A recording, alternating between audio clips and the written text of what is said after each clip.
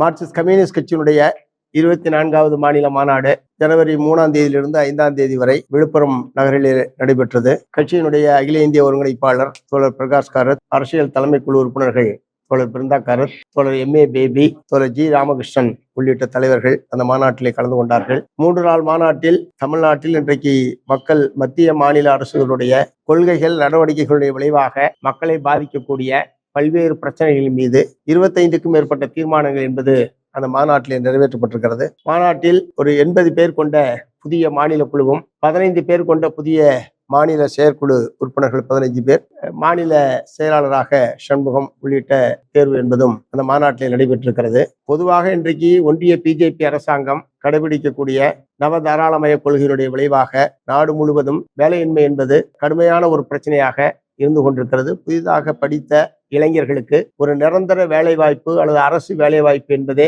வாய்ப்பே இல்லை என்கிற நிலையை நோக்கி ஒன்றிய BJP அரசாங்கத்துடைய செயல்பாடு என்பது இருந்து கொண்டிருக்கிறது. குறிப்பாக கல்வித்துறையில் இந்துத்துவ கருத்துக்களை புகுத்தவும் RSS கருத்துக்களை புகுத்துவதற்குமான தீவிரமான முயற்சியில் அவர்கள் ஈடுபட்டிருக்கிறார்கள். அதனுடைய ஒரு பகுதிதான் இன்றைய தினம் UGC ஒரு புதிய உத்தரவை அவர்கள் விவாதத்திற்காக இன்றைக்கு வெளியிட்டிருக்கிறார்கள். குறிப்பாக பல்கலைக்கழக துணைவேந்தர்கள் நியமனத்தில் அதற்கான துணைவேந்தர்கள் யார் என்பதை தீர்மானிப்பதற்கான தேடுதல் குழுவில் மாநில அரசாங்கத்திற்கு இருந்த அந்த உரிமை என்பது பறிக்கப்பட்டு முழுக்க கவர்னர், UCG, அது மாதிரி சம்பந்தப்பட்ட பல்கலைக்கழகம் இவர்கள் 3 பேருமே 3 நபர்கள் நியமிக்கப்பட்டு இந்த துணைவேந்தர் தேடுதல் என்பது நடைபெறும் என்று இன்றைக்கு அவங்க அறிவிச்சிருக்கிறாங்க.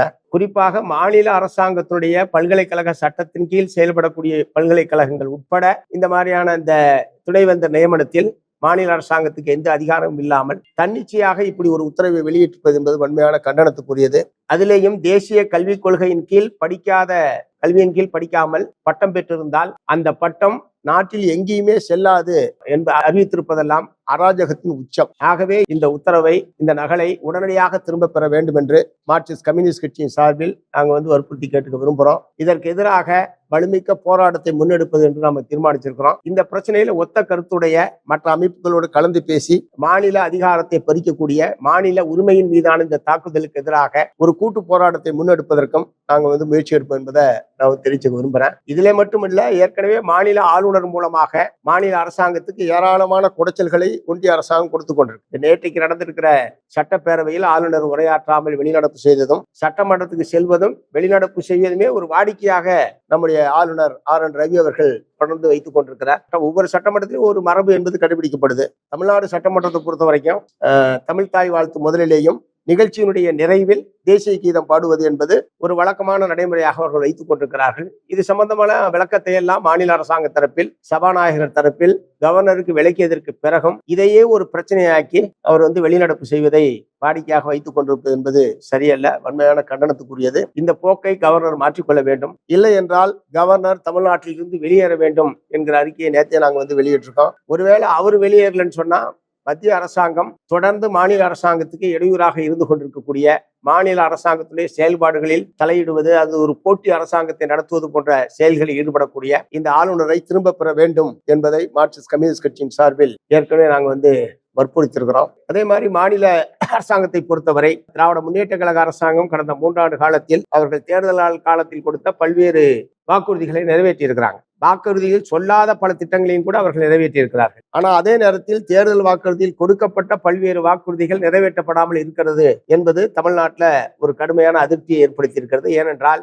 ஆட்சிக்கு கிட்டத்தட்ட 4 வருஷம் ஆகிப்போச்சு. இந்த 1 வருஷம் தான் இருக்கு. இந்த 1 வருஷத்துக்குள்ள மீதி இருக்கக்கூடிய மொத்த வாக்குறுதிகளையும் அவர்கள் நிறைவேற்ற வேண்டும் என்று வற்புறுத்தி நாங்கள் ஒரு தீர்மானத்தை நிறைவேற்றிருக்கிறோம். குறிப்பாக ஆசிரியர்கள், அரசு ஊழியர்கள் அவங்களுக்கு பழைய பென்ஷன் திட்டத்தை நாங்கள் ஆட்சிக்கு வந்தால் கொண்டு வருவோம் என்பது அவங்களுக்கு கொடுத்த ஒரு மிக முக்கியமான வாக்குறுதி. 4 ஆண்டு காலமாக அந்த பகுதியினர் திரும்ப அரசுக்கு கோரிக்கை விடுப்பது, போராட்டத்தில் ஈடுபடுவது, முதலமைச்சரை சந்தித்து பேசுவது போன்ற பல்வேறு நடவடிக்கைகள் அவங்க ஈடுபட்டு இருக்காங்க. இருந்தாலும் கூட அரசு தரப்பிலிருந்து அதுல அந்த கோரிக்கையை ஏற்று நடைமுறைப்படுத்துவதற்கான முறையில் ஒரு சாதகமான பதில் என்பது அரசு தரப்பிலிருந்து வரவில்லை என்கிற ஒரு அதிருப்தி அவர்கள் மத்தியில இருக்கு. அதே மாதிரி விவசாயிகளுக்கு நெல்லுக்கு 2500 ரூபா குவிண்டாலுக்கு தருவோம்னு சொன்னாங்க.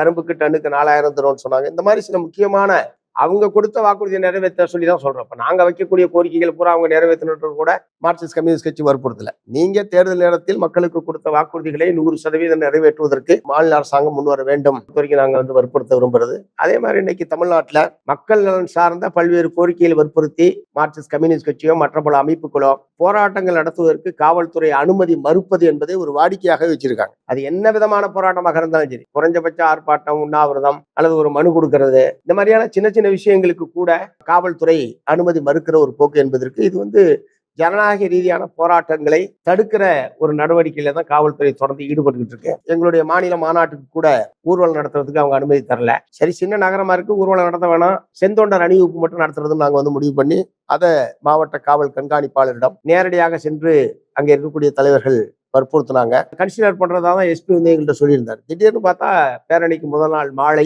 எங்க தலைவர்கள் அழைத்து செந்தொண்டர் அணிவகுப்புக்கும் அனுமதி மறுப்பு என்று அவங்க ஒரு கடிதத்தை கொடுத்து மொத்தத்துல ஒரு அரசியல் கட்சியினுடைய மாநில மாநாட்டுக்கு பேரணியே நடத்தக்கூடாது, நடத்துறதுக்கு அனுமதிக்க முடியாது என்று காவல்துறை சொல்வதை நாங்க எப்படி ஏற்க முடியும்? சோ அந்த முறையில தான் அதை மீறி தான் இன்னைக்கு பேரணி என்பது நடைபெற்றது. பொதுவா இந்த மாதிரி மீறி நடத்துகிற போது அது எவ்வளவு பேரா இருந்தாலும் வழக்கு போடுவது என்பதை வாடிக்கையாக வச்சிருக்காங்க. தமிழ்நாடு காவல் வழக்கு போடுவது, நீதிமன்றத்துக்கு இழுத்தடிப்பது போன்ற பல நடவடிக்கையில் ஈடுபடுறாங்க. இந்திய அரசியல் சாசனம் போராடுகிற உரிமையை இந்திய அரசியல் சாசனம் மக்களுக்கு வழங்கியிருக்கு. கோரிக்கையை வைக்கக்கூடிய கோரிக்கைகள் மீது மாநில அரசாங்கத்துக்கு ஏற்பு இருக்கலாம், நிராகரிக்கலாம், அது வேற விஷயம். ஆனா கோரிக்கையை நாங்க வற்புறுத்தவே கூடாது, வற்புறுத்தி போராடவே கூடாது என்பதை மார்க்சிஸ்ட் கம்யூனிஸ்ட் கட்சி ஏற்கவில்லை. தமிழ்நாட்டினுடைய காவல்துறையிலேயே இத்தகைய அணுகுமுறை மாற்றப்பட வேண்டும். இதுல மாநில முதலமைச்சர் அவர்கள் தலையிட்டு இந்த ஜனநாயக உரிமை பாதுகாக்கப்படுவதற்கும் மக்களுடைய ஜனநாயக குரலை எதிரொலிப்பதற்கான ஒரு வாய்ப்புள்ள மாநிலமாக தமிழகம் மாற்றப்பட வேண்டும். இத்தகைய நிராகரிக்கிற போக்கு என்பது கூடாது என்பதை வற்புறுத்தியிருக்கோம். தீர்மானத்திலையும் காவல்துறை அணுகுமுறையை கண்டித்து நாங்கள் தீர்மானம் என்பதையும் விழுப்புரத்துல நிறைவேற்றிருக்கிறோம். இங்க இருக்கக்கூடிய அதே மாதிரி குடிமனை பட்டா பிரச்சனை தமிழ்நாட்டில் தீராத ஒரு பிரச்சனையா இருக்கு. 1949ஆம் ஆண்டிலிருந்து தமிழ்நாட்டில் இலவச மனைப்பட்டா வழங்குவது என்பது தொடங்கப்பட்டிருக்கு. 1949 கிட்டத்தட்ட 75 ஆண்டுகள் ஆனதற்கு பிறகும் இன்னமும் அந்த குடிமனை பட்டா பிரச்சனை என்பது தமிழ்நாட்டில் தீராத பிரச்சனையா இருக்கு. எல்லா பகுதியிலும் மக்கள் குடிமனை பட்டா கோரி போராடி கொண்டே இருக்கிறார்கள். அதுக்கு ஒரு நிரந்தரமான தீர்வை தமிழ்நாடு அரசாங்கம் ஏற்படும். அது ஒண்ணு தமிழ்நாடு அரசாங்கம் நினைச்சா செய்ய முடியாத விஷயம் கிடையாது.